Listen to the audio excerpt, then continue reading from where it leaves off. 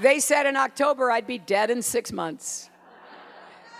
It's also what happens when you listen to the radio host, Alex Jones.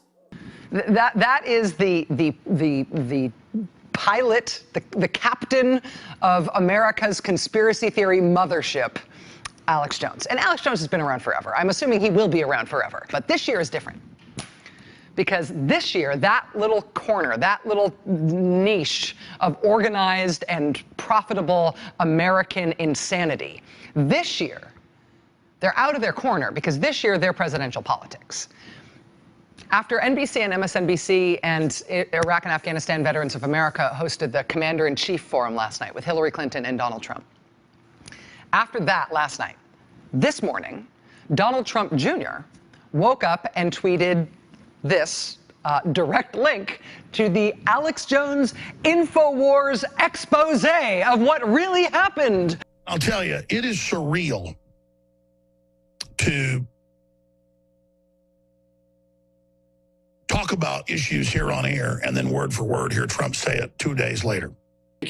Donald Trump and Alex Jones, the conservative conspiracy theorist and operator of the website InfoWars, which seems to be a place where Trump gets a lot of his information. All right, look, the church has been pretty much government run in this country for about 80 years. That's why we got Roe v. Wade through.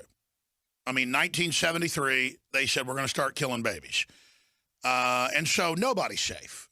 The veterans aren't safe. Nobody's safe. And look, the average person at a church is there because they're scared. They've got some discernment. They know there's trouble. They're hiding in the closet. Well, we're not 3-year-olds hiding in the closet because this globalist boogeyman is real. And the only way you're going to defeat it is admitting it's real and getting your heart right, because beyond physically dealing with it, people need to know that they need to admit the evils going on to get their heart right. If they're living in a delusion, they're going to accept the next delusion that comes to take the chip, which is already starting in Europe. They're making people get chips to have jobs. That was BBC last week. I mean, it's here. And they teach Romans 13 in these churches, do what government says. That's not what it says. And so people got a choice to make. The great delusion is coming. And folks better get their heart right. These are not churches. These are spy centers.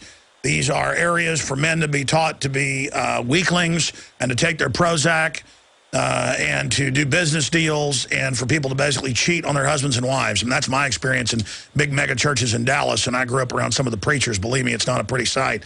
But obviously, if the preachers aren't really preaching what's in the Bible and don't know that 1776 was started by the real preachers who weren't going to be slaves and the Black Brigades, as they were called, then, I mean, immediately, if they're not talking about freedom and standing up against tyranny and being the light of the world, you know you're in a wicked church. But I just want to finish by saying your reputation's amazing. I will not let you down. You will be very, very impressed, I hope.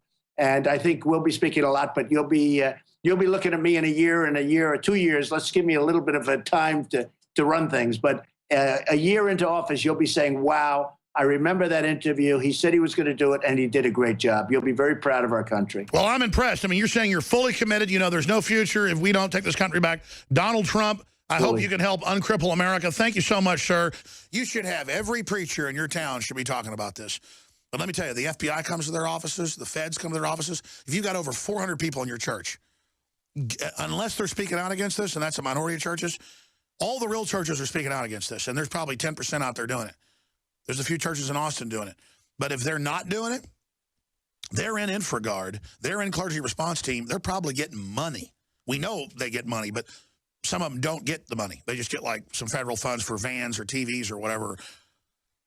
I mean, these are, and they're on power trips while they've got their little ID card, their little FBI ID card, their little FEMA ID card, and they go to their weekly meetings or monthly meetings and pull into the federal building and feel real powerful.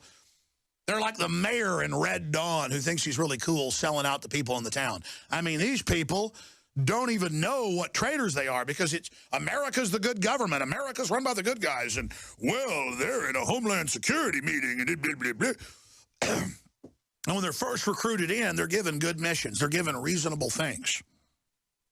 We're just looking for security because extremists might try to attack your church. We don't think it's a target, but it's just good for us to have a liaison with you. And here's some Al-Qaeda training videos. Look for any Muslim extremists, blah, blah, blah. You know. And then next, it's like, I mean, and they turn them into CIA PSYOP wagons.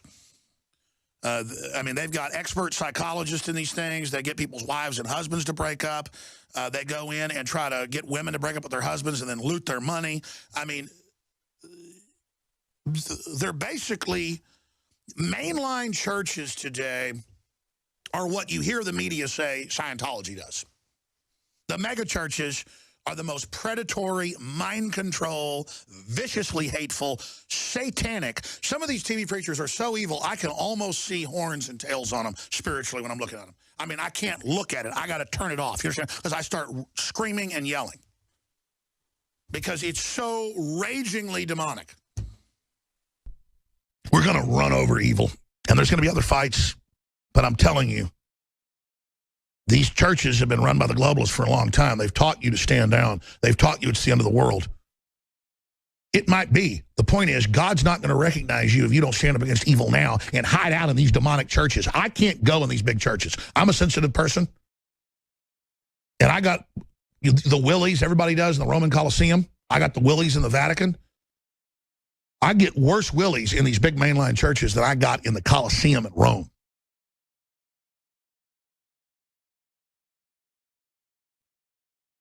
That's because most of these big preachers you see are globalist agents, and they hold a satanic office. It's one thing to be evil, but when you pose as a man of Christ and you aren't, it's the most demonic thing there is. Donald Trump never claims to be perfect, never claims. Is there you Christians like, yes, I like God. But it's private with him. And then he's ashamed of things he does. And he joins us from Trump Tower in New York City. He is the leading 2016 Republican presidential contender. Donald Trump, again, joins us. And I've got so many questions. But first off, Donald, thank you for joining us. Thank you, Alex. Great to be with you.